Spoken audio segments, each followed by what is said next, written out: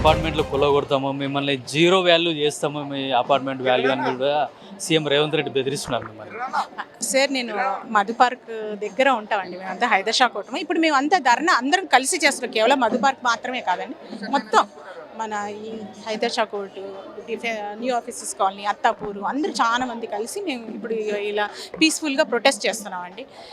చూడండి, మేము ఇక్కడ మా పిల్లలందరూ లక్షలాది లెటర్స్ రాశారండి, రాహుల్ గాంధీ గారికి, మోదీ గారికి, వేణుగోపాల్ గారికి, అందరికీ రాశారు. ఒకటే చెప్తున్నారు అందరూ, మూసి అభివృద్ధి చేయండి కానీ మా ఇళ్ళను కాపాడండి అని చెప్తున్నారు. ప్రతి ఒక్క పిల్లలు పెద్దలు అందరు వాళ్ళకు వచ్చిన లాంగ్వేజ్లో వాళ్ళు చిన్న చిన్న లైన్స్లో రాస్తున్నారంటే వాళ్ళకి ఎంత బాధ తెలుస్తుంది. అసలు చిన్నపిల్లలకి ఇళ్ళ గురించి వాళ్ళకి ఒక 18-20 ఇయర్స్ వచ్చిన తర్వాత ఇళ్ళ గురించి అనేది వాల్యూ తెలుస్తుంది. కేవలం వాళ్ళకి ఏంటంటే మా అమ్మ నాన్న అమ్మమ్మలు తాతయ్యలు నాన్నమ్మలు వీళ్ళు ఆ ఇల్లు యొక్క గొప్పతనం చెప్తారు అని. వాళ్ళకి ఇల్లు వాల్యూ తెలిసిందంటే వాళ్ళ అమ్మ నాన్నలు ఎంత బాధపడుతున్నారు అనేది వాళ్ళకు కూడా తెలుస్తుంది. ఎందుకంటే వాళ్ళకి మెమోరీస్ ఉంటాయి. ఇప్పుడు మనం ఒక అపార్ట్మెంట్ కట్టుకున్నామంటే అక్కడ ఉన్న ఎమ్యూనిటీస్ కానీ అన్నీ చెక్ చేసుకొని మరీ కొనుక్కుంటాం. అలా లూజ్గా మనమైతే ప్రతిసారి ఏం కొనుక్కోము.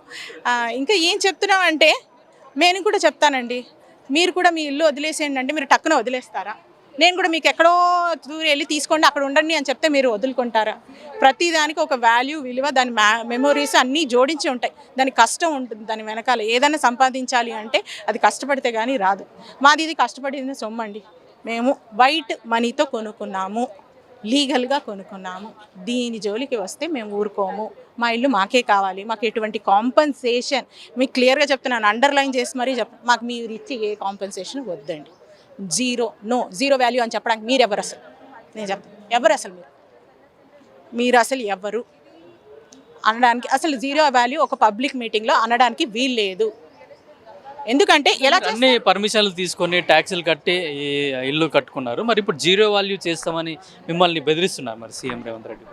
సీఎం గారు ప్రజల్నే బెదిరిస్తున్నారంటే దాదాపుగా, ఎందుకంటే ఇది ప్రజాపాలన కదా, ఈ ప్రజలు తిరగబడతారు అని ఆయన తెలుసుకోవాలి. మమ్మల్ని బెదిరిస్తే మేము బెదిరిపోయే వాళ్ళం కాదండి. మహిళలను కాపాడడానికి ఇక్కడ మహిళలు అస్సలు ఊరుకోరండి, గట్టిగా ఉన్నారు ఈసారి. వాళ్ళ ఇళ్ళని కాపాడుకోవడానికి ఎటువంటి పరిస్థితులను చచ్చేంత వరకు అయినా సరే కాపాడుకుంటారు. బెదిరిస్తే బెదిరిపోయే వాళ్ళైతే కాదు. క్లియర్గా చెప్తున్నాము, మా ఇల్లు మాకే కావాలి, మా ఇళ్ళ జోలికి రావద్దు. మూసి క్లీనింగ్ అంటే చేసుకోండి, ఫస్ట్ ఫార్మాసిటికల్స్ దగ్గర నుంచి వచ్చే వ్యర్థాలను తొలగించండి, ఈటీపీలు కట్టండి, ఎస్టీపీలు కట్టండి, సేఫ్ మంచి గోదావరి జలాన్ని తీసుకొచ్చినప్పుడు దాని గురించి ఫిల్టరేషన్ చేసి అప్పుడు నాగోల్ వరకు పంపించాలి. దాంట్లో ఎవరు అడ్డుపడట్లేదు కదా. అంటే గతంలో బఫర్ జోన్ 9 మీటర్స్ ఉండే, ఇప్పుడు 50 మీటర్స్ వరకు కూడా పెంచేసి మీది బఫర్ జోన్లో ఉన్నదని చెప్పేసి కూడా చెప్తున్నారు. మీరు ప్రతిసారి గవర్నమెంట్ వస్తుంది 50 మీటర్స్, దాని తర్వాత 100, దాని తర్వాత కిలోమీటర్. అసలు మేము ఉండవండి, చెట్లు చేమలు నీళ్ళు వేసుకొని మీరే బోట్లు వేసుకోండి, ఇక్కడ అటు ఇటు తిరగండి, సరిపోద్ది. మీరు జీవోలు తీసుకొస్తే మాదేంటి? మా తప్పేంటి? మేము మిమ్మల్ని ఓటేసి గెలిపించాము. ఇక్కడ ప్రజల్ని ఫస్ట్ డెవలప్ చేయాలి.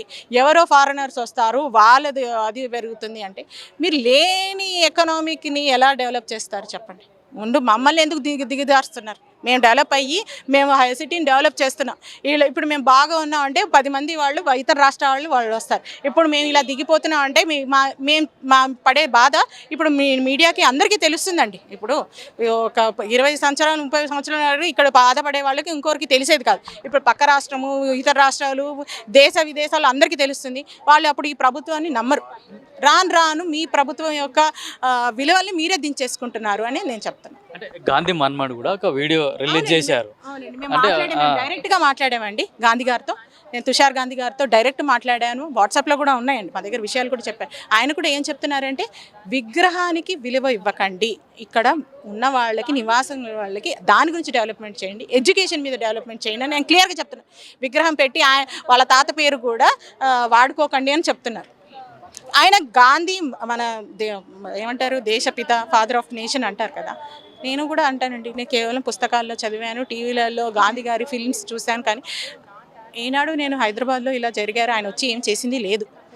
ఆయన విలువలు తెలుసు ఏంటి, అహింసావాది, ఒక చెంప చూపిస్తే ఇంకో చెంప. ఇప్పుడు అలా లేరండి జనరేషను. ఒకరు తంతే 4 తంతే. మా సీఎం గారే ఒక్కరు ఏమని అన్నారంటే వాళ్ళని 10 మాటలు బూతులు తిట్టేసి వస్తున్నాయి. నిన్ననే చూసామండి అసెంబ్లీలో, ఇతర వాళ్ళ ఆపోజిషన్ పార్టీ వాళ్ళని వాళ్ళే తిడుతున్నారు, అన్నీ చేస్తున్నారు.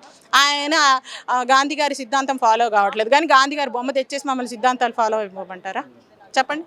అయితే ఇక్కడ మీ ఇల్లు కానీ అపార్ట్మెంట్లు కానీ కూలగొట్టి అదే ప్లేస్లో 5 స్టార్ హోటల్ కడతామని చెప్తున్నారు. అంటే ఇంకొక సైడ్ డిమాలిషన్ చేయడం ఎందుకు, మళ్ళీ అదే ప్లేస్లో మళ్ళీ కట్టడం ఎందుకు? ఇదంతా ప్రభుత్వం యొక్క టాక్టిక్స్ అండి, మాకు కూడా తెలుస్తుంది. ఆ మాత్రం తెలియదు. ఆ రియల్ ఎస్టేట్ బిజినెస్ చేయాలనుకుంటున్నారు గాంధీ గారి పేరుతో. మా ఇల్లుని కూల్చడానికి 5 స్టార్ పెట్టేస్తా అంటే అలాగండి చెప్పండి. ఇది బఫర్ జోన్లో లేనప్పుడు ఇక్కడ 5 స్టార్ హోటల్ రావచ్చు, మెడిటేషన్ పెద్ద పెద్ద హైరేస్ బిల్డింగ్ రావచ్చు, అన్నీ రావచ్చు. అయితే అది వాళ్ళు చేసే తప్పు అయితే మేము కూడా చెప్తాం. అసలు మేము అసలు మీరు రాదు మిమ్మల్ని ఏం చేస్తే మేము ఇక్కడ కట్టనీయం, మీరు ఏం చేయనీయం. మేము అసలు మా ఇల్లు వదలనే రానియం. మీరు మా గేట్లో కూడా రానివ్వండి. ఎవరు వచ్చినా మేము రాని చెప్పేస్తాం వాళ్ళు క్లియర్గా. మా అసోసియేషన్ వీళ్ళు ఉంటారు, ఇక్కడ మా సిస్టర్ వాళ్ళు ఉంటారండి ఈ బిల్డింగ్లో. అక్కడ మేమంతా హైదర్ షా కోర్ట్ వాసులం అండి, మేము అక్కడ కింద ఉంటామండి. అంటే ఒకవేళ గవర్నమెంట్ కనుక అకస్మాత్తుగా వచ్చి ఇవన్నీ కూలగొడుతున్నా అంటే మీ రియాక్షన్ ఏ విధంగా? ఇప్పుడు అకస్మాత్తుగా రాకూడదండి, నోటీసులు ఇచ్చి చట్టబద్ధంగా రావాలి. అలా వచ్చారు అనుకోండి, అకస్మాత్తుగా అని వచ్చారంటే వాళ్ళు కూడా ప్రభుత్వం న్యాయస్థానంలో వాళ్ళు కూడా జవాబు ఇవ్వాల్సి ఉంటుంది. మేము కూడా చదువుకునే వాళ్ళం అండి, వాళ్ళు కూడా అకస్మాత్తుగా రాకూడదు. ఇది కూడా వాళ్ళకి ఒక హెచ్చరిక, రాకూడదు అని వాళ్ళకి మేము చెప్తున్నాం.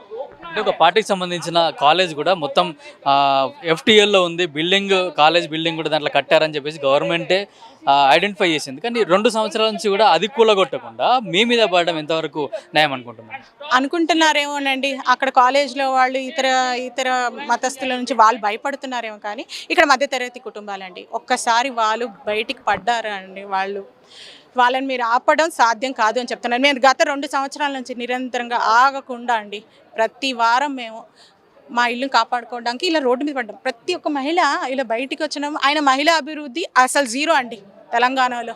మేము ఇంకా కింద పడిపోతున్నాం. రోజు మేము తిట్టుకోవాలని లేదు, కానీ ఆయనను తిట్టుకోవాల్సి వస్తుంది.